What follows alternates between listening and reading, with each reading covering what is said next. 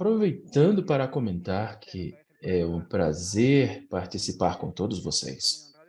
Eu me sinto honrado e eu vou tentar, dentro do possível, nesses minutos, transmitir algumas ideias sobre o uso desses esquemas hipofracionados no contexto, mas, antes de começar, né, meus conflitos de interesse que eu tenho, sobretudo antes, outro dia, quando nós falávamos, no sábado passado, sobre o esquema Fast Forward, muitos comentaram sobre a dificuldade que poderia ter para cumprir, porque parecia que não se cumpriam muito bem, sobretudo na zona de pulmão, e gerou certa dúvida isso, haja vista que poderia ter alguma justificativa para explicar isso. E claro, aparentemente, pelo menos, tem, em teoria. Como se define os volumes? Aí está. Eu comentei outro dia que nós empregamos geralmente a recomendação nos guias. Muitos comentaram que vocês seguiam pelo RTOG. Aparentemente são a mesma coisa, mas não são. Tem algumas diferenças quando se define volume mamário e os volumes ganglionários. E os definidos pelo guia tendem a ser algo menor em comparação aos volumes do RTOG. Quando são comparadas as duas guias, é que em todos os casos o volume como tal, que recomenda os guias Estro, é menor em comparação ao RTOG. Então, é mais, entre aspas, simples cumprir com conceitos determinados se aplica antes. Então, mama, onde os limites, sobretudo lateral e medial,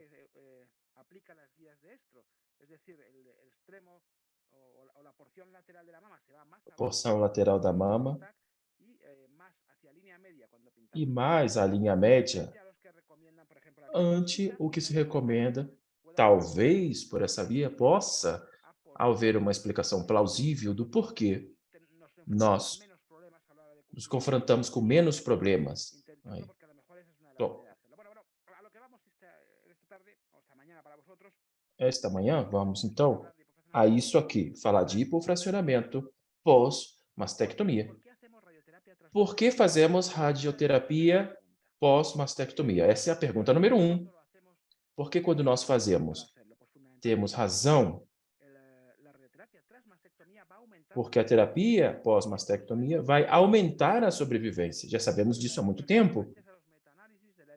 Graças à meta-análise, é que a radioterapia, a cada 3 quedas locais, evitamos 2 mortes por câncer. Então, um benefício.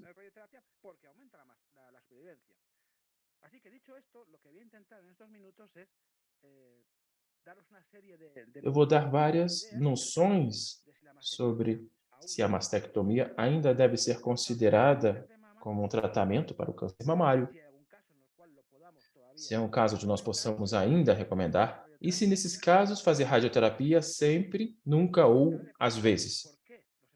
E depois, por que nos esquemas hipofracionados ele já deve ser o standard? Comentamos antes, né? No contexto pós-mastectomia, e claro, debater toda essa tendência crescente no nosso cenário, inclusive a negação da própria radioterapia em alguns casos. Mastectomia ou cirurgia conservadora? É um tema debatido já há muito tempo, muitos anos. Mastectomia, como entendemos hoje, ela começa com os trabalhos ali de William Halsted, ali, princípio do século XX, quando ele começa a publicar os resultados em 1904, demonstrando que as taxas de recaídas eram inferiores em comparação a qualquer outro e estabeleceu, então, fazer mastectomia ali. Então, foi o padrão da cirurgia. Na década de 50, propôs, portanto, lançou a ideia de que era necessário fazer uma cirurgia tão ampla, ou poderia também fazer alguma coisa mais conservadora ainda, gerando menor laceração para as mulheres. Então, isso foi conhecido, né, por Bernard Fischer e Brenesse na década de 80 do século passado, onde as publicações aqui de Milão demonstrou que fazer cirurgia conservadora, entendido, né, como radioterapia, era semelhante a uma mastectomia, com a taxa de sobrevivência, em princípio, a 5, 10 ou 15 anos. Isso levando a realizar várias pesquisas semelhantes, meta-análises inclusive, dizendo que, de fato, existia aparentemente uma equiparação do que era mastectomia ante o tratamento conservador. Repito, tratamento conservador é cirurgia parcial mais a radioterapia, não a cirurgia somente. Entretanto, com o passar do tempo, com dados obtidos de grandes bases de dados, né, com o Real World Data, vemos aqui 14.000, 60.000, 150.000 pacientes. O fato é que é sistemático, né? Observamos aqui um aumento na sobrevivência global com o tratamento conservador, ou seja, não estamos falando só de que seja igual ou semelhante, mas estamos falando de que a cirurgia conservadora com radioterapia é melhor que a mastectomia. E isso há pouco, na meta-análise, com mais de 1 milhão de pacientes, são poucos os estudos assim com 1 milhão de pacientes. O que confirma é que, de fato, existe um benefício maior com o tratamento conservador ante a mastectomia. Por que isso? Bom, eu vou dar essas 6 possíveis causas. Sem dúvida, essas 6 causas podem justificar de alguma maneira o porquê a cirurgia conservadora hoje não é que seja equiparável, mas é melhor que a mastectomia. Primeiro que a mastectomia, a cada dia, tendem a ser mais conservadoras. Vamos lá. Cada vez existe um maior risco de deixar tecido mamário fazendo a mastectomia. E não estamos falando só daquelas mastectomias que poupam o complexo, pelo menos na minha opinião particular. Não deixam de ser um tratamento conservador, uma cirurgia conservadora, né? Para mim, uma mastectomia que economize não é um tratamento oncológico, é uma cirurgia conservadora e, como tal, deve ser trabalhada como cirurgia conservadora mais radioterapia a posteriori. No caso da mastectomia, entre aspas, radical, o risco de deixar tecido mamário é muito alto. Além disso, a irradiação, por vezes, da mama em si vai incluir, de alguma forma não intencional, por vezes, uma porcentagem alta dos tecidos ganglionários. Podemos ver no guia, aplicando RTOG, vai ser mais ou menos ao nível posterior e podemos incluir mais ou menos quantidade dessas cadeias ganglionárias, que podem ter o benefício aí. 3. Os efeitos que muitas vezes falamos, que poucos viram, mas que parece que todos estão de acordo, em que existe, segundo o qual a irradiação da mama vai provocar transformações, fazendo com que possa eliminar-se poucos micrometastásticos ali. 4. A qualidade de vida é notavelmente superior e, assim, essa qualidade de vida vai ser impactada.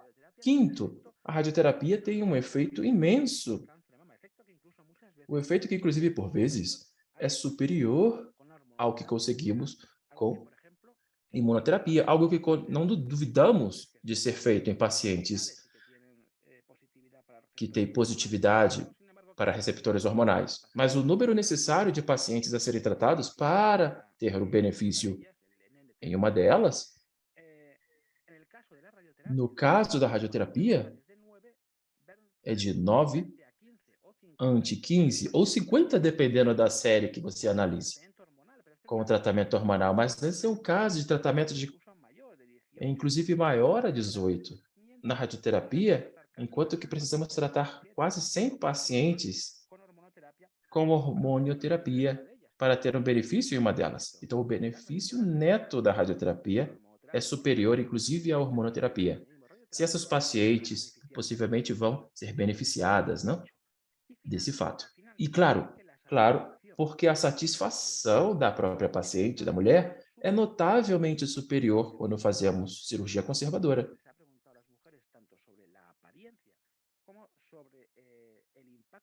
E o impacto na sexualidade e sensualidade delas mesmas, depois de uma cirurgia conservadora ou uma mastectomia, com independência de que seja uma cirurgia economizadora ou uma reconstrução imediata.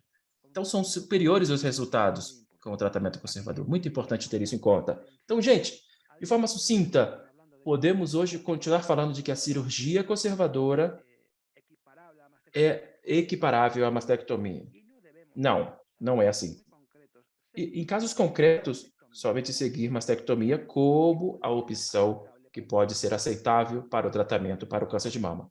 Não, senhores, temos que apostar sempre pelo tratamento conservador. Claro, tem circunstâncias onde não é possível, mas vai ser uma grande minoria. Mas se podemos forçar e convencer e explicar às pacientes quais são os benefícios que tem a cirurgia conservadora e radioterapia, e os benefícios sobre a sobrevivência e conservar mais a mama e ter menor morbidade e maior qualidade de vida.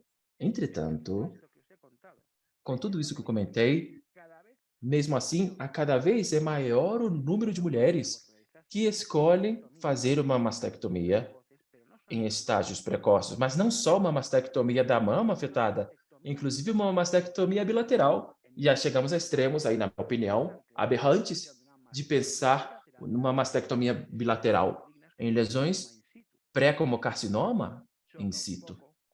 Isso choca um pouco com tudo que deveria ser feito. Entretanto, a porcentagem de mastectomias bilaterais triplicou em 10 anos. E hoje, 20% das pacientes que vão até uma mastectomia optam por uma dupla mastectomia, ainda não tendo fatores de riscos claros.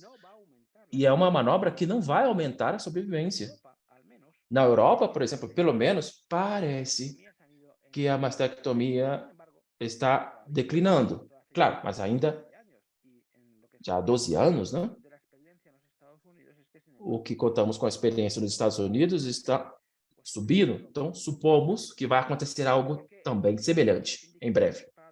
Continua havendo indicações para a mastectomia? Sim, existem.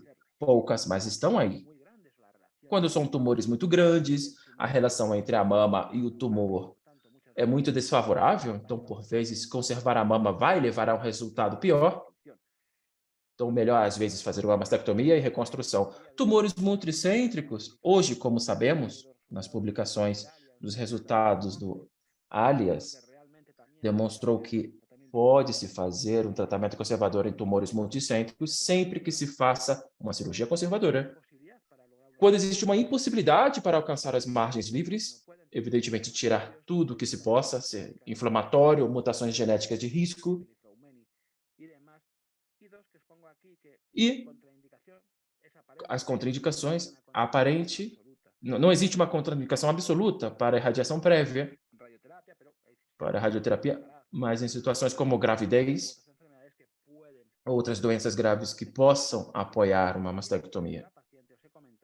E a decisão da paciente, que na minha opinião pessoal, nós temos que tentar fazer com que a paciente entenda que é melhor uma cirurgia conservadora seguida de uma radioterapia.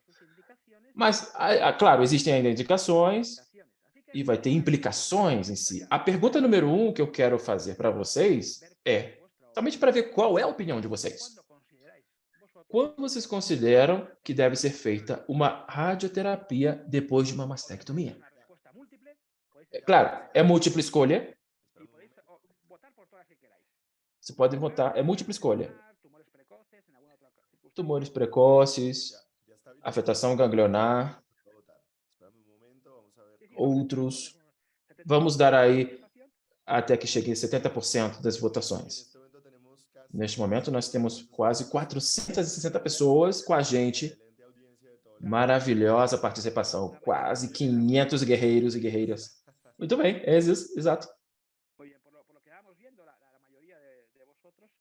A maioria de vocês, pelo que vejo, tem clareza de que em tumores muito grandes, T3, T4, mais de 5 centímetros, que afetam a pele e outras estruturas, ou quando existe uma afetação ganglionar, claro, de fato, existem indicações para fazer uma radioterapia pós-mastectomia. Me chama a atenção, como vamos ver, quase 40% pensa que os tumores mais precoces podem ter uma indicação de radiação pós-mastectomia. Vamos lá. Vamos. Muito bem. Por que fazemos mastectomia em pacientes de alto risco, considerados de alto risco? T3, T4, afetação ganglionar. Porque sabemos que esses tratamentos vão aumentar o controle pós-operação e a sobrevivência. Como podemos ver aqui, aumenta a sobrevivência. Importantíssimo isso. Controle local, aumenta o controle local, como diz a meta-análise, traduzindo em um aumento da sobrevivência há 20 anos, tendo em conta que a mulher com câncer de mama vai viver muitos anos. Temos que ter isso sempre aí na tela. E o que falamos antes, o efeito, a irradiação pós-mastectomia, ela é um dos melhores exemplos que podemos encontrar. Se você parar para pensar, por que a irradiação pós-mastectomia aumenta a sobrevivência? Não é porque vai reduzir o risco de queda, não é porque reduz o risco de que o tumor possa recair na parede ou nas cadeias claviculares, que é raro isso. Mas porque o que reduz a relação pós-mastectomia é a queda à distância. E qualquer série das antigas que você pegue e analise, você vai observar que a irradiação pós-mastectomia, o que diminui são as quedas à distância. Você pode pensar nisso, como é possível que um tratamento local da parede torácica e ganglionares tenha como consequência que não tenha metástase óssea pulmonar hepática em outros lugares? E possivelmente seja um dos melhores exemplos, ou seja, essa irradiação vai induzir em vários fenômenos imunomediados que vai contribuir a essa melhora. Então, não é nada do outro mundo, que é uma explicação plausível. E já era assim já há muito tempo, muitos anos. Estamos falando de séries do século passado, gente. Levando, olha essa daqui, também, já levam 35 anos que diminui, aumenta a sobrevivência livre de metástase à distância. Importante conhecer isso. Importante conhecer que é uma possível causa aqui. Bom, como todos nós temos clareza de que tumores muito grandes, a afetação ganglionar é evidente, fazer radioterapia está indicado, mas o muro que temos que derrubar são os tumores precoces. Existe um subgrupo de tumores precoces onde temos que considerar a irradiação pós-mastectomia. Quando falamos de tumores precoces, olha aí, é uma porcentagem não é despreciável, não é muito pequena. As que são diagnosticadas como PN0 são variáveis, mas vão fazendo um arredondamento em 50%. Não são poucas as pacientes diagnosticadas precocemente. E quando se vê o que tem de evidência sobre a irradiação pós-mastectomia em pacientes com tumores precoces, um dos PN0, o que se vê é um híbrido de investigações, mas mais graficamente, plasmando nessa tabela aqui, os estudos que eu li sobre o tema e os fatores de risco em cada um dos autores encontra-se para justificar de alguma maneira a realização da mastectomia nelas. Como observam, são fatores variáveis. Sim? A idade, o tamanho, a invasão linfovascular e, de forma agrupada, os três principais fatores, três para serem considerados e com uma preponderância sobre as outras, para considerar irradiação pós-mastectomia, idade, e falamos de idade por baixo dos 50, 45 anos, englobando mulheres antes da menopausa, presença de invasão linfovascular, que é um dos fatores que se repete de maneira sistemática e que maior valor tem, e falando de um tamanho tumoral, entendendo esse como tamanho por cima de 2,5 centímetros. Tamanho tumoral por cima dos 2,5 centímetros. Então, tem o grau histológico também, a ausência de eventos sistêmicos, que podem contribuir a esse fato. E quando você coloca aqui na tabela o valor e avalia o quão impacta esses fatores, o risco de queda, observa-se, quando não existe fator de risco, ou quando existe apenas um fator de risco, temos que ver que está por baixo de 5%. Então, compreensível para qualquer oncologista. Entretanto, quando falamos já da presença dos fatores, olha aí, que a paciente tenha 46 anos ou 45 anos e que tenha invasão vascular, ou que tenha um tumor de 3 centímetros, uma invasão linfovascular qualquer, ante a presença de dois fatores, já vamos a 20% de risco de queda. E quando superamos os dois fatores, três ou mais fatores de risco, estamos indo a 25%. 25% de risco, uma coisa que justifica totalmente fazer alguma manobra para diminuir esses riscos, né, meu Deus?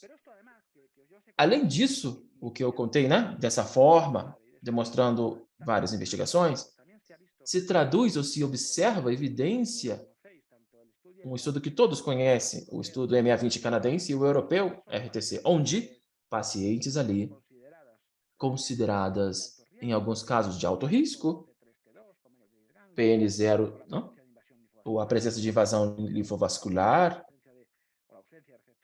ou a ausência de fatores hormonais, observaram os autores que aqui, nessas pacientes de alto risco, depois da mastectomia, pós-mastectomia e cirurgia conservadora, a irradiação aqui, nas cadeias ganglionares, tem um benefício claríssimo. Olha aí, em pacientes que, teoricamente, aqui estamos considerando, ainda mais em estudos aqui, com 75% em pacientes considerados de alto risco, a irradiação dos ganglionares tem um significante benefício, justificando fazer, inclusive, nos guias clínicos, NCCN, por exemplo, nas últimas versões, já recolhem essa opção, e a opção de irradiar as cadeias ganglionares em pacientes pós-cirurgia conservadora e, sobretudo, irradiar os gânglios em pacientes N0 quando existem fatores de risco que são aqueles já conhecidos, jovens, tumores grandes, paredes internas, esvaziamento insuficiente, grau 3, fatores negativos, invasão linfovascular, ou seja, existe um subgrupo de pacientes considerados tradicionalmente como pudores precoces, onde, além de uma radioterapia, ainda que não estivesse indicada, pode ter um benefício. E aqui, colocamos esses pacientes depois de uma mastectomia e tumores precoces, onde manejados, e claro, essa é a causa pela qual se vê uma diferença na sobrevivência entre mastectomia e cirurgia conservadora, porque possivelmente esse subgrupo de pacientes precoces, mas de alto risco, tratadas com mastectomia exclusivamente, de sobrevivência nesses grupos. Nós fizemos, em nosso grupo, uma revisão disso, por fruto de casos que nós tivemos de queda, sobretudo em pacientes com carcinoma in situ, tratadas com mastectomia. E como chamou a atenção, começamos a revisá-lo e chegamos à conclusão, e publicamos, é que havia vários grupos e critérios que poderiam identificar subgrupos de alto risco, de mau diagnóstico, especificando que poderia recomendar-se a irradiação ali de radioterapia após mastectomia. Temos aqui o que nós consideramos, esse é o nosso protocolo, ok? Para considerar esses tratamentos. In situ, tumor grande, quando são mulheres jovens, tumores grandes por cima de 3, 4 centímetros, né? Quando tem margens próximas. Mas pacientes com tumores N0, com mastectomia, tratando, consideramos sempre aí irradiação da parede e dos ganglionários quando tem pelo menos 2 fatores de risco. Menos de 50 anos ou mulher pré-menopáusica, tumor de maior a 2 centímetros, presença de linfovascular, margens próximas à ausência de eventos sistêmicos, isso é raro, né?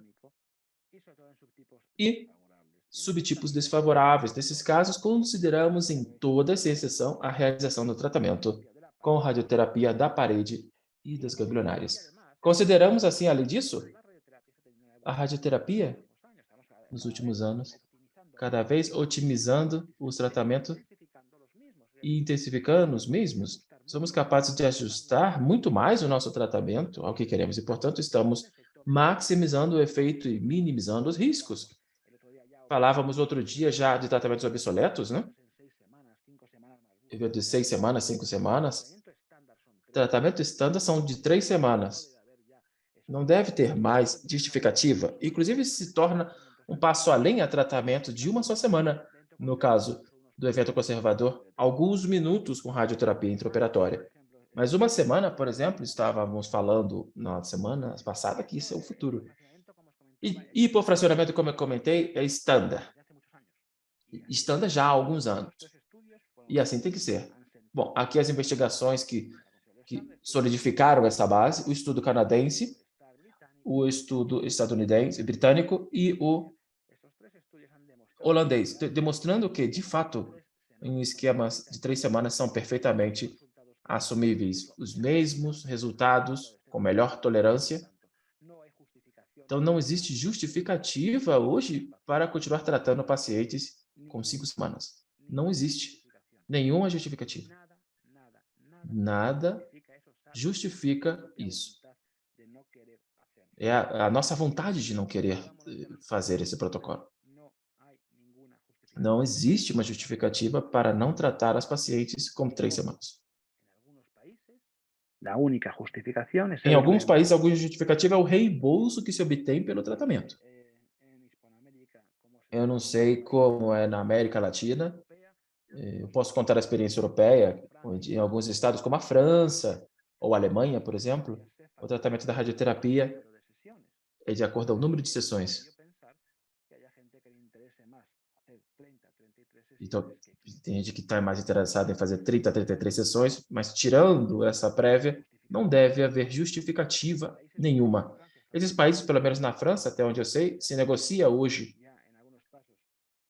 já se conseguiu pactuar,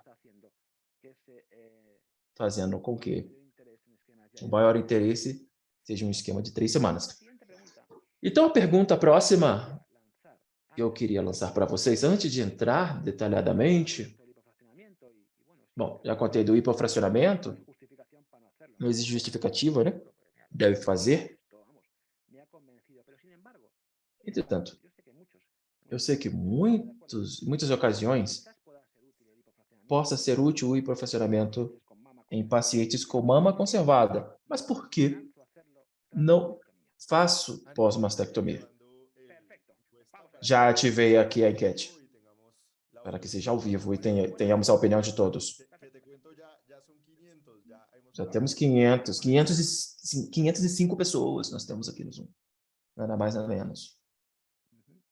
Então, talvez seja útil em tumores precoces, porém, não emprego o hipofracionamento pós-mastectomia. Por quê? É ainda investigacional, com pouca experiência clínica, não deve ser empregado de maneira rotineira, nem moderado, nem externo, na irradiação das áreas ganglionares. Não é seguro depois de uma reconstrução mamária. A toxicidade cardíaca é a complicação potencialmente mais grave. A, B, C ou D é de múltipla escolha também. Bueno, creo que Bueno, muy bien, los resultados son curiosos. Fijaos, la mitad de vosotros decís que no se usa o que no lo usáis, no Então, consideráis. as informações são curiosas. A metade que não usa não considera por essas causas. Podemos ver os motivos que cada um pode ter para não considerar esses tratamentos.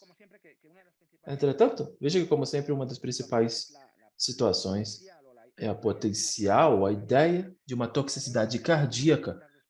E fico feliz com isso, porque eu vou desmontar essa crença, tentar remover da mente de vocês para que considerem que tem outra forma de ver essa crença, que é de quase 30%. No resto das situações, parece que não dá medo fazer, né? Reconstrução mamária, porque por vezes no meu âmbito tem sido uma das coisas que sempre o tema da reconstrução Bien, vamos a seguir. Fijaos, esto de la como vai radioterapia. afetar, né? Então, essa é a radioterapia pós-mastectomia hipofracionada. Nada novo, não é uma coisa nova. Esse é um trabalho que já leva vários anos. Estamos falando de quase meio século. E já se aplicavam esquemas hipofracionados para tratar a parede, as cadeias ganglionárias, sem problema nenhum.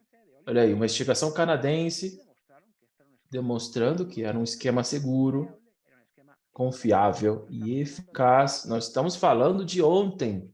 Estamos falando de 1997. 25 anos. Entretanto, como todos sabem, o hipofracionamento moderado não abusou de grande popularidade para a situação pós-mastectomia. Pelo menos nos Estados Unidos, essa é uma enquete, uma pesquisa de pouco tempo, de poucos anos, sobre a base de dados, com mais de 100 mil mulheres pós-mastectomia, onde comparou-se as tendências empregando um esquema obsoleto, eu diria obsoleto, arcaico, sim?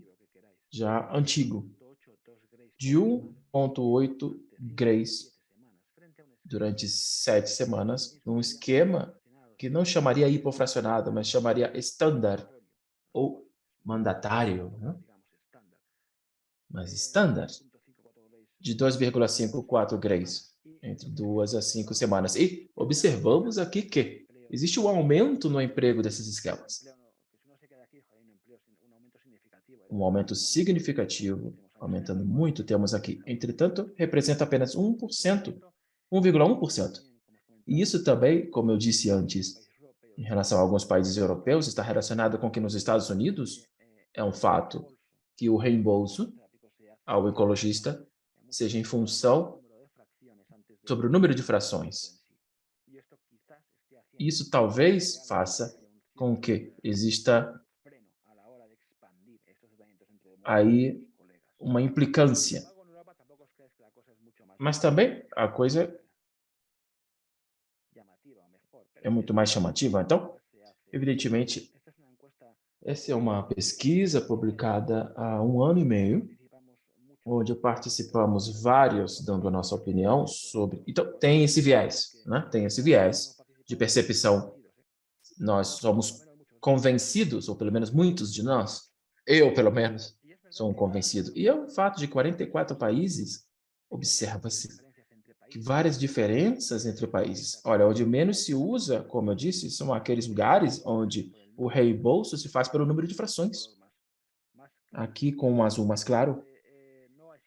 E onde não existe isso, ou esse requisito, o número é maior. E no Reino Unido, claro, e países ali menos avançados. Mas assim, ainda assim, é um fato que na Europa existe uma certa reticência em empregar esses esquemas, quando existe uma reconstrução, por exemplo, mamária. Na crença de que talvez isso vai fazer com que o resultado da prótese seja menor, seja pior. Não existe essa justificativa, mas nós estamos tentando aqui, pelo menos, aumentar essas indicações. Vamos ao núcleo aqui já do que eu queria comentar hoje para vocês. É que o hipofracionamento é útil e é seguro pós-mastectomia.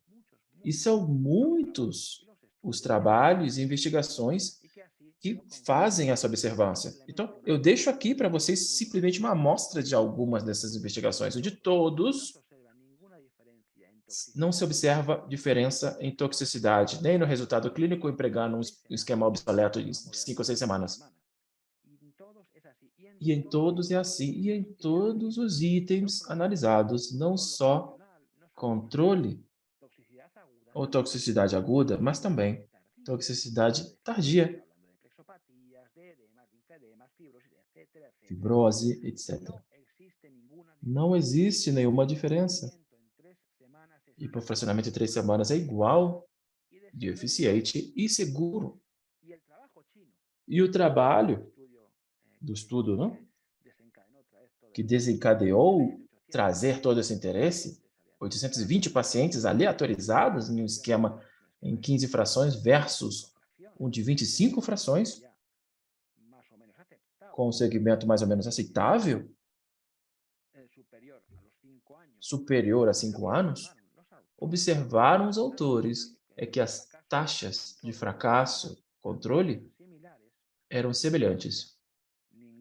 Não existia nenhuma diferença, mas é uma coisa que nos lembra bastante os esquemas que conhecemos semana passada do hipofracionamento depois da cirurgia conservadora.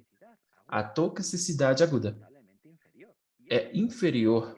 E é lógico isso porque nós explicamos que na radiobiologia o tumor mamário e os tecidos saudáveis. Então, os resultados em toxicidade aguda, como está aqui na hipitelite, é muito inferior, muito inferior. Então, a conclusão dos autores é que esses esquemas em 3 semanas são perfeitamente assumíveis e devem ser nosso standard. E uma consideração sobre o emprego do bolos, que muitos abordaram.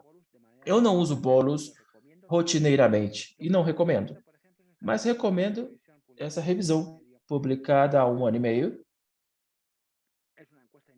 que é uma pesquisa internacional, uma revisão sistêmica, observando que o uso de bolos se associa com pior tolerância, maior toxicidade e não deve ser recomendada salvo em casos muito específicos e que também nós temos que abandonar. O que faz é complicar simetria e complicar o resultado estético. Então, reconstrução, um dos trabalhos dos europeus para aceitar todo o esquema de hipofracionamento. Bom, existe a crença de que o resultado vai ser pior depois da reconstrução, quando empregamos 3 semanas. Bom, a reconstrução é cada vez mais complexa. Os tecidos são mais variados, a cada vez se dava somente uma prótese, hoje já pega os tecidos de várias partes do corpo da mesma mulher e fazendo o enxerto. Mas que, além disso, a reconstrução é cada vez mais pedida. E o número de pacientes que demandam, que pedem uma reconstrução depois de mastectomia cresceu nos últimos anos constantemente e significativamente. Claro, além disso, isso nos leva a reconsiderar como temos que integrar a radiação pós-mastectomia no contexto reconstrutivo da parede mamária. Aqui, portanto, tem para todos, não? Existem recomendações para fazer antes da radioterapia, reconstrução, ou depois, ou uma reconstrução baseada em implante. Cada um tem seus prós e contras, e temos que abordar cada circunstância em cada mulher e cada desejo de reconstrução dentro do que podemos fazer. E dentro dessa gama de possibilidades, não ter problema em nenhum caso para poder integrar as situações. De maneira global, existem 2 formas de fazer. Quando a paciente leva a quimioterapia ou quando não. Então, parece simples, mas é fácil de entender, né? Quando a paciente não é candidata, não vai precisar quimioterapia ou fez tudo antes da cirurgia, pode-se optar, então, em fazer a mastectomia com reconstrução e depois radioterapia ou reconstrução diferida no tempo. Na minha opinião, nós fazemos reconstrução em 2 etapas, uma diferida. Depois da cirurgia, se coloca um extensor que vai preenchendo até alcançar um volume e depois fazer uma radioterapia e aí continua se preenchendo o extensor com prótese. É a melhor forma desde o meu ponto de vista nesse contexto aqui. A outra opção é quando ela leva a quimioterapia, evidentemente, mastectomia, extensor no período de quimioterapia, proceder ao preenchimento desse extensor e, a posteriori, substituir com radioterapia ou radioterapia e depois substituir. Desde o ponto de vista, é melhor essa segunda opção, porque o resultado em relação a capsular e o resultado estético vai ser melhor e menos problemas, e vai prolongar o tema. Mas aqui, a realidade é que quando você analisa as diferenças existentes entre a radioterapia antes da reconstrução ou depois da reconstrução, o que se observa é que não existe diferença. Muitos pensam, não? Entretanto, a revisão sistemática diz que não existe diferença entre o pré ou o pós-mastectomia. Se eu posso escolher, primeiro radioterapia e depois reconstrução definitiva. Mas isso é uma questão de gosto. O importante para saber aqui é que o hipofracionamento, depois de uma reconstrução mamária, não é só perfeitamente assumível ou perfeitamente compreensível, ou que possa ter um benefício, mas que, além disso, é um benefício adicional com que as complicações vão ser notavelmente inferiores. Esses coreanos aqui fazem um trabalho incrível, recomendo a todos a leitura. Em 15 centros, 300 pacientes, o que fazem é ajustar a presença de complicações à dose medida em torno a EQD2. Então, todos os esquemas diversos que usamos e colocá-los de uma forma homogeneizada para ver a relação. Então, se observa que, segundo aumenta a dose, aumenta o risco de complicações. Toxicidade, mas de recaptação capsular, resultado desfavorável estaticamente. E aqui, um esquema de 25 frações 2 grays tem maior risco de complicações, mais que um de 15 frações, e possivelmente um de 15 que estaria aproximadamente por aqui. Então, mirologicamente, se apoia fazer o hipofracionamento. E nesse outro estudo, 350 pacientes, uma análise retrospectiva, onde comparou-se a radioterapia obsoleta em 25 sessões versus a standard, com um segmento de 30 meses, observando que não tem mais efeitos adversos quando são analisados os dois esquemas de tratamento. Além disso, que possivelmente, como já comentei, menos contratura capsular em 15 sessões, em 25 significativamente menor, e que possivelmente a taxa de complicação global é muito menor quando empregamos um esquema hipofracionado ante um de tratamento mais obsoleto em 25 sessões. Argumentos a favor de continuar apostando pelo hipofracionamento, pelo menos moderado sempre, depois da reconstrução mamária, mastectomia. De fato, não existe justificativa para não ser feito. Um aspecto chave, pelo menos, que falávamos outro dia sobre os volumes, há pouco, Esto, tá? Emitiu uma divulgação onde definir, definir PMRT depois da reconstrução mamária. Isso foi considerado tradicionalmente, continuamos fazendo muitos de nós. A recomendação é tratar somente a zona que fica por cima do implante, que é onde, teoricamente, está o tecido mamário remanente. Bom, isso para mim é complicar um pouco. Me contribui pouco, porque me obriga a que todas as pacientes tenham que ser tratadas com técnicas como essa. Que, por um lado, não acredito que contribui, e depois, para mim, complica fazer isso, porque vai aumentar o tempo que eu preciso para planejamento, para administração do tratamento e os custos do tratamento em si, onde as empresas nem sempre cobrem uma PMRT, no caso do câncer mamário. Quando é muito volumosa, cardiopatia da mama esquerda, para ser em todas as paredes. E, claro, quando se compara essas duas variáveis na dosimetria e os benefícios teóricos ou simétricos, como observamos aqui, com a nova recomendação, observa-se que não há diferença. Qual é, então, aí o positivo? Por que complicar-se a vida?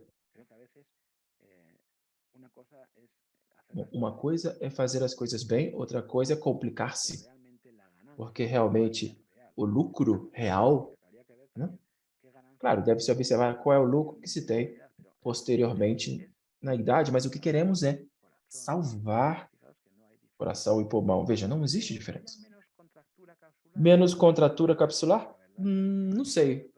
Não sei se essas dosagens são suficientes ou suficientes para evitar essa contração capsular. Não sei, de fato. Acredito também que não é o maior problema dessas pacientes, sinceramente. Bom, tem estudos como este aqui, que é um estudo aleatorizado, que possivelmente vai contribuir mais informação aleatorizadas com pacientes com esquema obsoleto em 50 a 25 sessões versus o estándar com 42,5 entre. Olha, resultados aqui da pesquisa e vamos ver que indo além,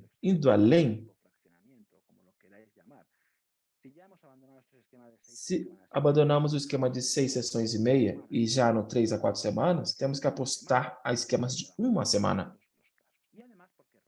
E além disso, porque radiobiologicamente falando, olha aqui, compara-se esses 3 esquemas: obsoleto, estándar e avançado, e hipofracionamento, tanto para câncer mamário, 3,7, e também para tecido, resposta tardia. E aqui, como podem observar, como explicamos no outro dia, os resultados clínicos são os mesmos, mas ante a dose dada é menor com esquemas hipofracionados ante esquemas antigos de 25 frações. Então, biologicamente, justificaríamos o emprego desses mesmos esquemas.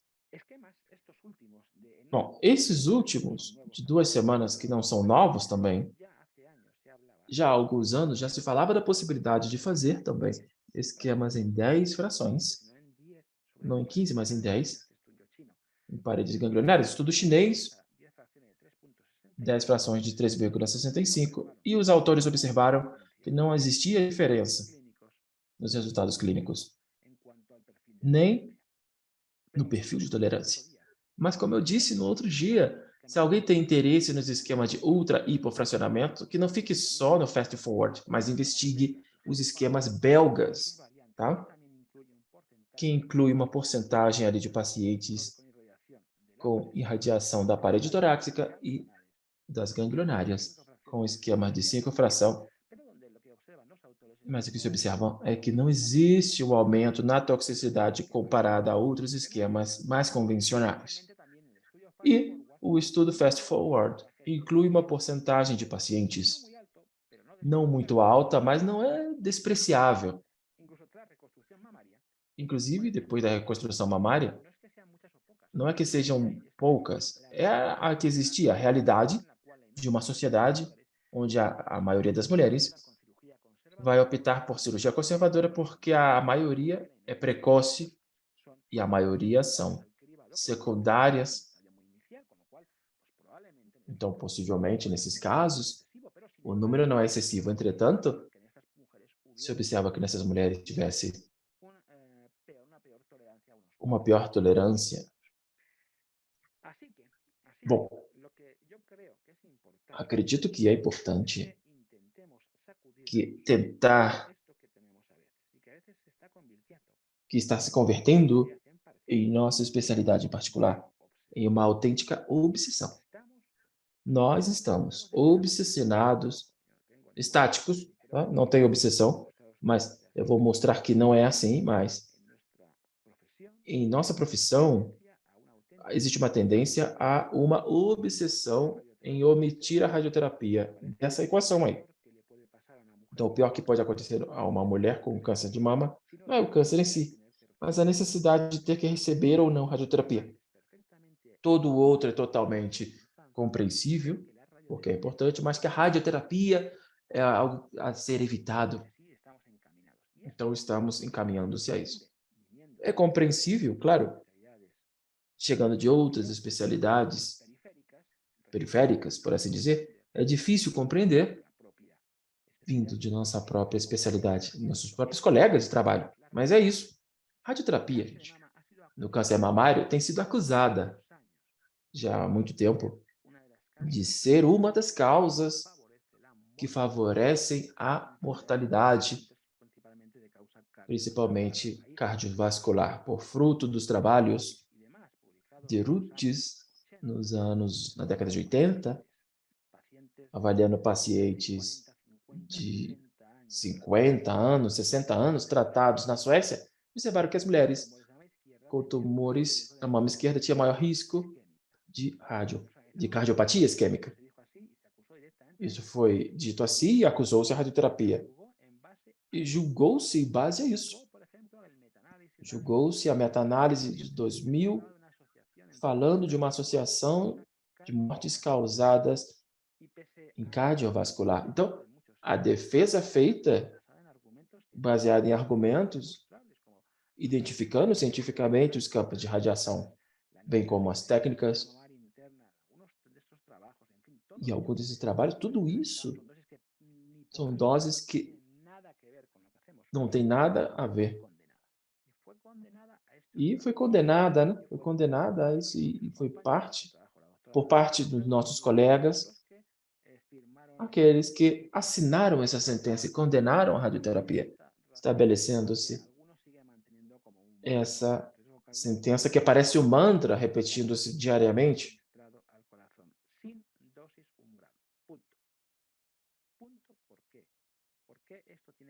Porque isso tem que ser assim, né? Mas vamos tentar observar o que tem de verdade nessa acusação. Primeiramente, é comparável o passado com o presente? São comparáveis os estudos antigos com unidades obsoletas, com tecnologia obsoleta, com conhecimento biológico obsoleto? E com pacientes de 50, 60 anos, com estudos modernos? A amplificação 3D, o hiperfracionamento. O que vemos aqui como um prejuízo, um preconceito grave, entretanto, não existe. E que o tempo de segmento é curto. Vamos chegar a esse ponto também. A evolução tecnológica, como sabemos, é enorme, né? Técnicas 2D, pintamos os campos sobre a pele. Técnicas já bem consolidadas, volumétricas, dinâmicas, não? Mas que, além disso, tem outros fatores que entram em jogo contribuindo decisoriamente para a cardiotoxicidade. Um dos principais fatores é a quimioterapia. Quando existe a quimioterapia, existe uma cardiotoxicidade, onde se dispara na década de 90, onde entra a quimioterapia jogando aí. Entretanto, quando você analisa com técnicas modernas qual é o impacto que tem a radioterapia, motivada pela toxicidade cardíaca e a sobrevivência, observa-se que 60 mil pacientes nesse caso, 350 mil neste outro. Observa-se aqui que as pacientes com câncer de mama esquerda ante a mama direita não têm maior mortalidade por causas cardiovasculares. Nem sequer, colegas, quando existe cardiopatia prévia.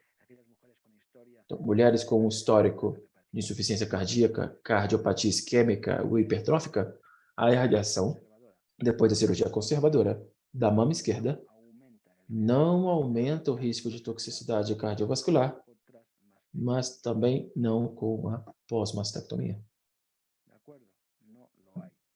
Não existe. E há pouco, dois holandeses publicaram os resultados observados no plano, na técnica moderna em definido volumes com TAC. Não estamos falando aqui de uma coisa para simplesmente uma definição dos volumes de tratamento anti-TAC. E observa-se aqui, depois de 10 anos, que não existe um aumento no risco de cardiopatia coronária entre a mama esquerda versus a direita, nessas pacientes aqui. E a mesma coisa, as investigações aqui do British Columbia observaram que não existe diferença na mortalidade de cardiovascular, empregando um esquema obsoleto ante um estandarizado hipofracionado em mais de 5.000 mulheres que não são precisamente de ontem, algumas têm 40 anos de segmento. E, além disso, os britânicos demonstraram o efeito, entre aspas, um conceito benéfico que tem os esquemas hipofracionados e hipofracionamento moderado sobre o coração, ou seja, o impacto biológico das doses moderadas, 2,6, 2,7 grays, durante 15 a 16 sessões, é menor o impacto deletério que tem. É algo que continua em aumento, mas da segurança desses esquemas para o coração mesmo.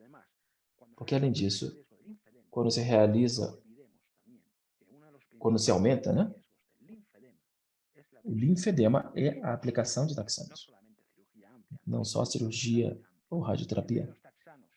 Os taxanos, em quase todos os esquemas hoje, como bem sabem, levam taxanos. Quando se analisa, pacientes com hipofracionamento têm maior risco de linfedema, nenhum parâmetro relacionado com radioterapia. Sempre que mantenhamos uma EQ2 por baixo de 50, sempre estará ao redor de 1%, menor de 1%. O EQD2 está por baixo desses. E, claro, esse segmento, as séries ainda é... Os radioterapeutas aqui, parece que muitos de nós gostamos, né, do curso. Esperar más años, hay que esperar porque Tem que esperar mais anos, a longo prazo, a muito longo prazo. Então, sempre a justificativa que quando algo vai em contra do que pensamos, não, é que esse segmento é curto, né? Eu tenho escutado dos meus colegas.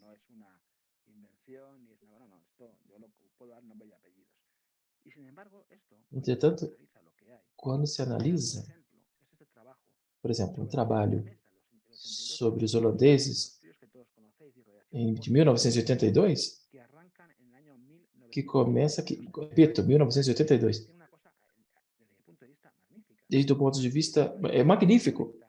Seguiram os pacientes por 40 anos e a taxa de segmento, a perda é de 6% somente. Maravilhoso, não? 94% das pacientes se mantiveram por 40 anos. O que os autores observaram é que pós-mastectomia aqui não geraram um aumento do dano isquêmico tardio. 40 anos. Queremos mais segmento? Esperar 50, 60 anos ou 100 anos? Mas 40 anos não é nada mal, não? E alguns aqui, quando as técnicas empregadas pelos autores do estudo, em alguns casos, não é que sejam pouco modernas ou pouco avançadas, é que são peculiares técnicas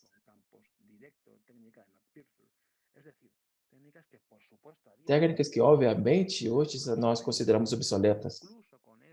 Inclusive, com essa técnica e tecnologia, não existe a longo prazo um aumento do risco isquêmico cardíaco. porque además tenéis que saber, y esto Porque, além disso, deve-se saber que a toxicidade zero não existe. E se existe, se chama homeopatia. Tudo na vida tem efeitos secundários ou um risco. Tudo. E não podemos pretender que não exista isso. Nem viver condenados com esse risco hipotético. Porque o que nós temos que decidir, entre todos, é como nós queremos ante el pueblo la radioterapia.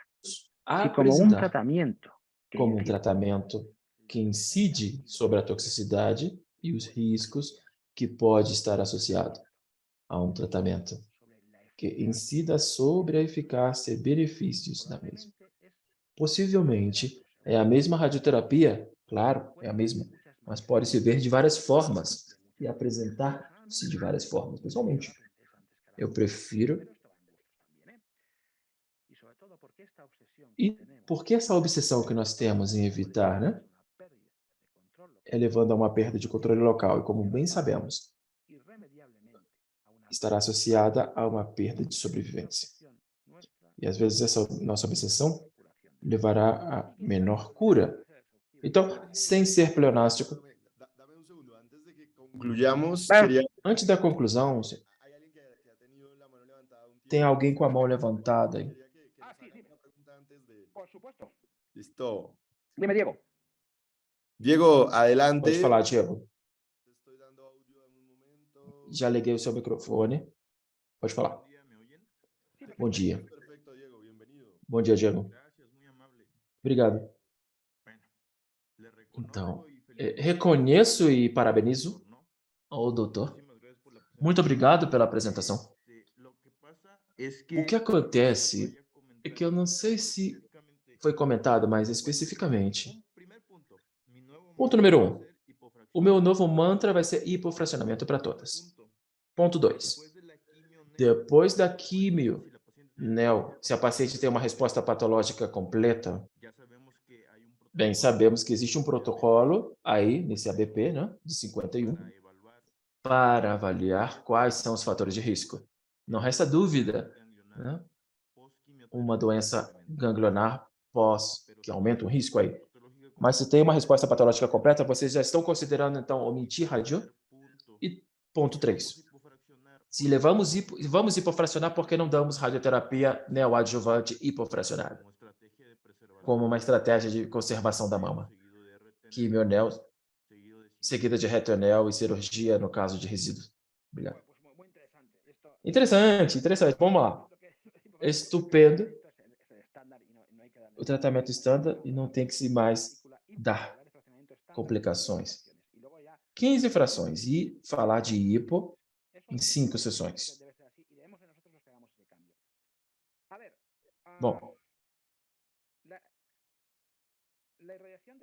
a irradiação depois da quimioterapia neoadjuvante é um tema apaixonante.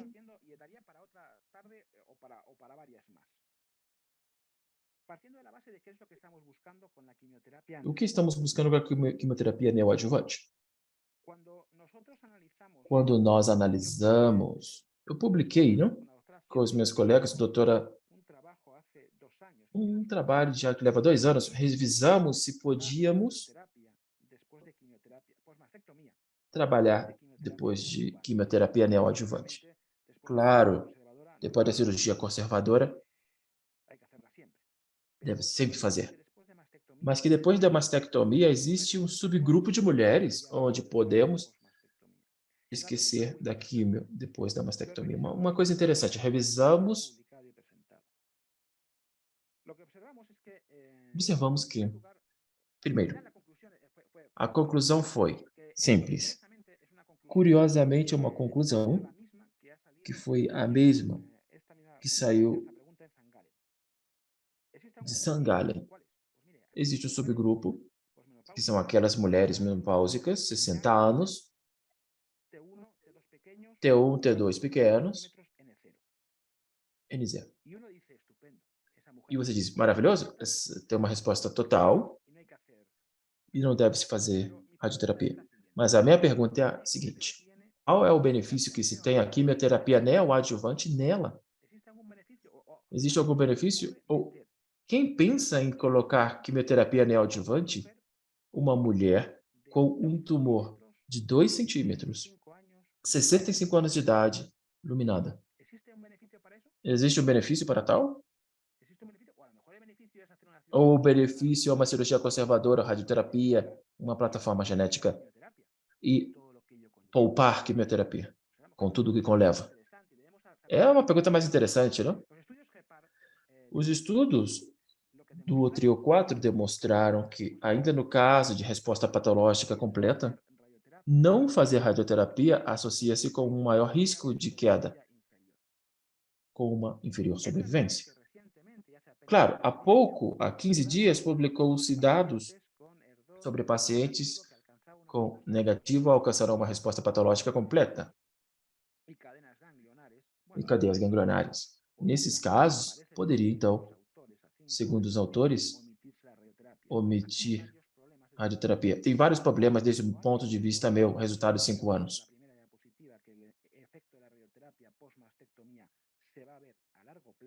Vai se observar a longo prazo, e que são quedas a 10 a 15 anos, aquela que se traduz no aumento de sobrevivência.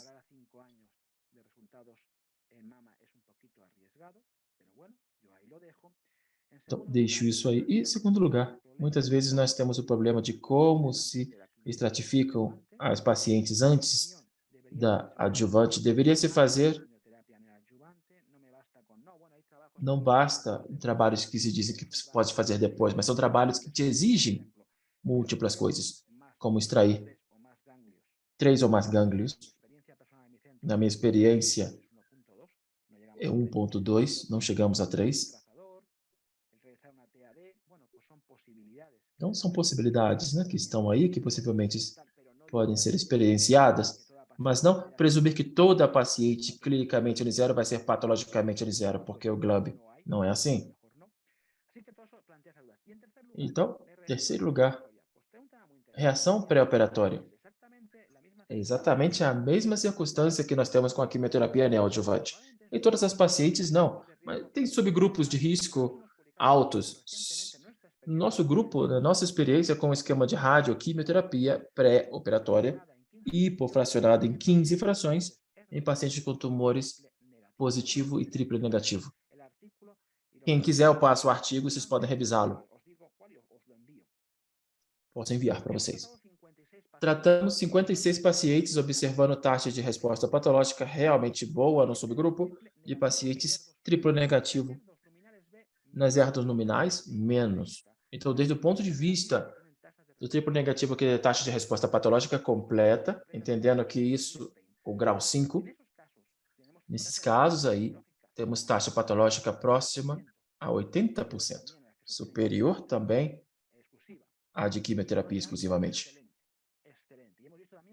E temos visto também que os estudos para terapia pré-operatória mais reconstrução posterior não tem risco e se encaixa perfeitamente. Então, uma boa alternativa em tumores, desde o meu ponto de vista, subtipos desfavoráveis em mulheres jovens e tumores que não necessariamente sejam muito grandes, é fazer radioterapia e radioquimioterapia pré-operatória. Estou totalmente de acordo com isso.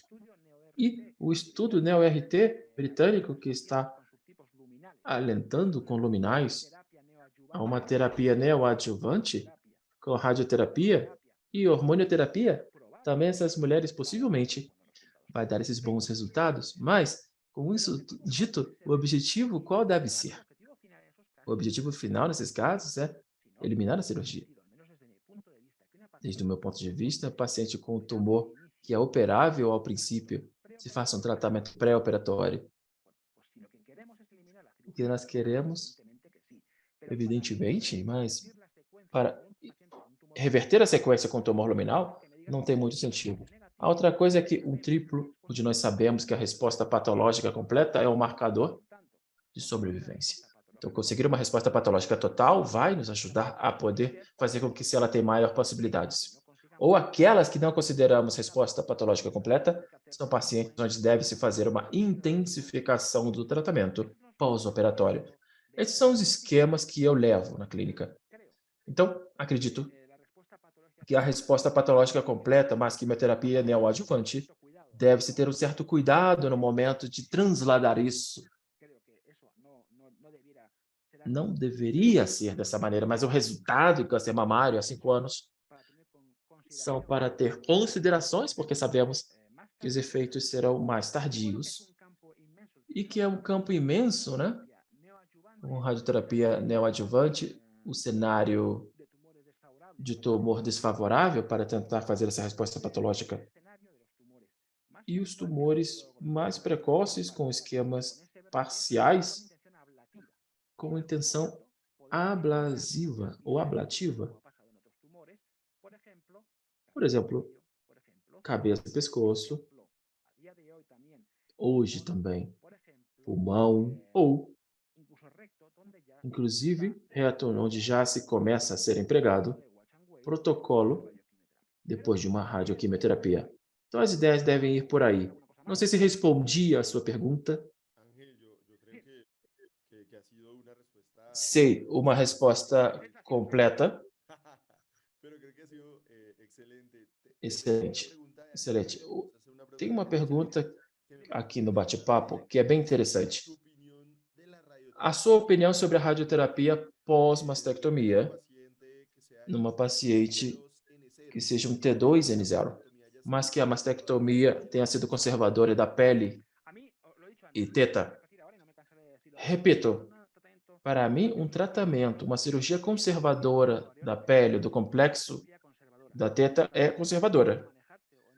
E deve ser compreendida como uma cirurgia conservadora, aí, implicando o quê? A conservadora é a radioterapia sempre.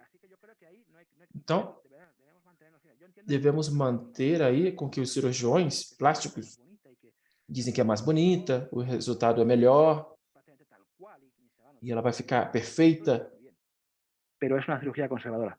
mas é uma cirurgia conservadora. Quando nós analisamos quais são os fatores para considerar a relação pós-mastectomia em estados precoces, um dos fatores que se repetem é o aparecimento de uma cirurgia incompleta, compreendida como conservadora. Então, eu acredito que deve-se trabalhar como cirurgia conservadora, sim. Excelente, Ángel. No, de acuerdo. Ótimo, ótimo. Continúa. Se você quer, adiante. Sim, já vou concluir. São 4 conclusões e concluo. Por que fazer pós-mastectomia? Radiação pós-mastectomia. O hipofracionamento é confiável, é seguro e é totalmente aplicável em qualquer situação mamário e totalmente aplicável à relação pós-mastectomia. Sabemos que, biologicamente falando, é mais eficaz porque permite associar os imunogênicos, maximizando a resposta à radioterapia. E é mais eficaz. Custo-benefício, mais barato. Nos permite diminuir custos, listas de espera e melhorar aí a qualidade de vida durante a radioterapia mesma. Quarto, já é um estándar. No último documento, recomendamos que o uso moderado deve ser o estándar para a parede torácica. Um padrão. Bom, aqui algumas referências. Eu posso dar todas elas. Concluindo que a minha gratidão, né, a todo o time, a todos vocês, por estar aí sábado de manhã com a gente. Eu estou aberto a qualquer coisa que precisem. Esse é o meu e-mail. Eu vou estar aqui à disposição. E é isso. Podemos então conversar agora. Muito obrigado, Angel. Ótima apresentação e, sem dúvida, uma oportunidade de aprender. Voy a hacerte por acá otro par de preguntas Venga. que tenemos acá en Temos el aqui chat. umas outras perguntas no bate-papo. A pergunta é: com a informação que você nos dá, poderia-se guiar pelo gating ou a inspiração forçada em pacientes com câncer de mama? Com a sua opinião?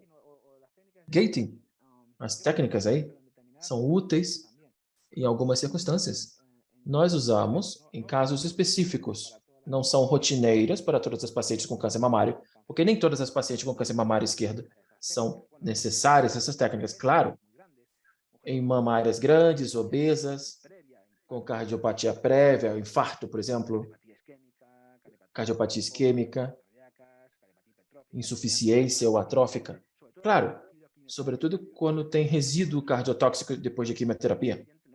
Quando a paciente, não esqueçamos que o dano cardíaco não vai ser porque façamos uma radioterapia. Pode ter sido submetida a taxanos, por exemplo, ou ciclos com anticorpos que são cardiotóxicos. Não esqueçamos que são bem cardiotóxicos e que estão ali e que vão contribuir a isso. Então, não vamos pegar toda a responsabilidade nós. Mas sim nessas mulheres com mama grande, possivelmente as técnicas têm sentido. Ainda assim, para aquele que não tenha HIV, o prono está melhor, é a melhor técnica para evitar coração e pulmão. Não tem o prono, mas se você tem um dispositivo para fazer em prono, é o que melhor vai salvar, ou entre aspas, preservar o coração e pulmão. Mas mamas muito volumosas. Excelente, Ángel. Alguien nos pregunta también sobre el Alguém uso também faz a pergunta sobre o uso da radioterapia hipofracionada, o standard, né? Como você disse, para pacientes com tumores filóis e sarcomas. Sim. Sim. Nós vamos tirar da série, porque estamos revisando, passamos por várias etapas. A última, concluímos, e estamos aplicando agora, nesses casos, em que se parece mais a um sarcoma, antigamente, sarcoma filóides, né? Empregamos um esquema um pouco diferente, fazemos 20 frações de 2,7, que é uma dose mais por cima dos equivalentes 60 a 64 grays, mais para sarcoma que para câncer mamário. E esse é o nosso esquema. 3,7 também usamos, por 20 a toda a mama. O sea, usas una dosis un poco más alta. Mayor. Ou seja, uma dose maior. Isso, porque nós consideramos que não é um tumor especificamente da mama, mas sim na mama que aparece. Mas que não deixa de ser um tumor sarcomatoide, que vai precisar uma ultradosagem. Sobretudo se é maligno. Evidentemente, na cirurgia conservadora e maligna são tumores em ocasiões muito arriscadas. Então, são maiores doses, sim. Ângel, outra pergunta para concluir. Seria quais pacientes você recomendaria fazer um reforço ou um boost pós-mastectomia? Em quais pacientes você consideraria? Bom, esse é um tema que eu não abordei de maneira intencional, porque é algo que... Vamos lá. Antigamente se fazia sempre com a cicatriz, deixava-se... Hoje, tem várias circunstâncias que poderia... Como é que o tumor afeta a pele, um T4, que afeta a pele, ou um boost sobre a cicatriz, sobre a pele, ou sobre a área onde está o tumor, seria interessante se somos capazes de identificá-los. Mas, além disso, eu vejo poucas indicações do boost nesse caso. Por exemplo, o tumor onde o cirurgião diga, não, que resta aí um tumor que eu não consegui retirar por vários motivos. Complicação cirúrgica ou porque tive que fazer, o tumor estava infiltrando o músculo, né?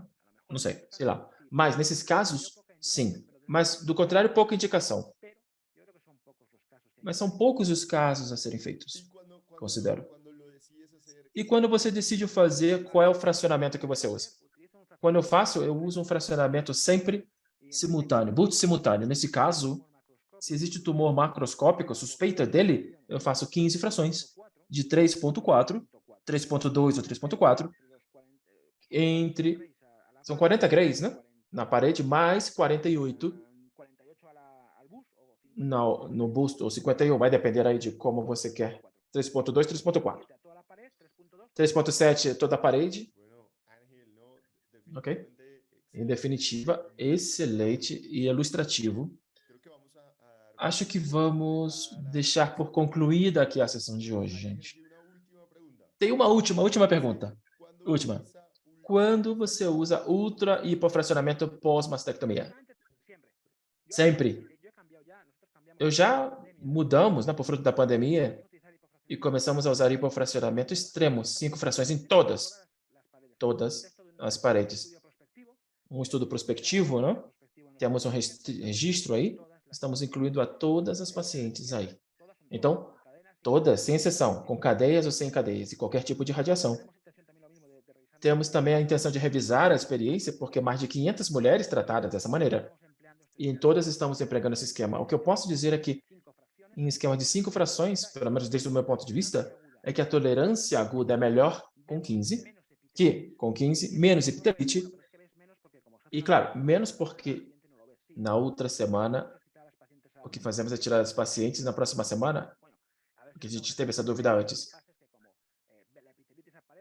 A epitelite aparece a partir dos 8, 10, 12 dias. Ou aos 10 dias para ver isso. Começamos a fazer dessa maneira para comprovar que, de fato, não tinha mais. E assim é. Temos uma epitelite, algo grau 1, grau 2, mas grau 3 já não vemos.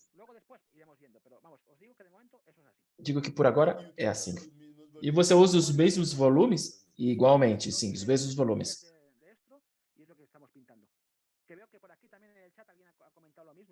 Alguém comentou no bate-papo, né? Que são mais uma translação direta do 2D, né? E sim, por isso que os volumes saem maiores da mama quando você amplica RT ou G, enquanto isso fica na artéria mamária. Então, para os constraints, para quem quer empregar esses esquemas, é se adaptar a outro tipo de guias que vai nos permitir ir mais tranquilos com o tema dos constraints.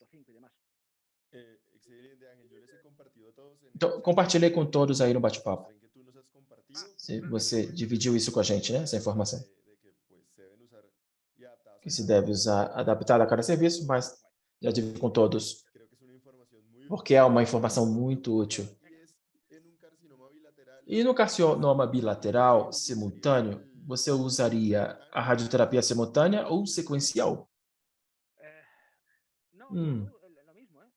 Mesma coisa, mesma coisa. Carcinoma bilateral, mesma coisa. Nesses casos, por vezes, nem sequer fazemos. Às vezes é melhor uma radioterapia bilateral com uma técnica 3D, tangencial, multissegmentada nas duas. Uma vez.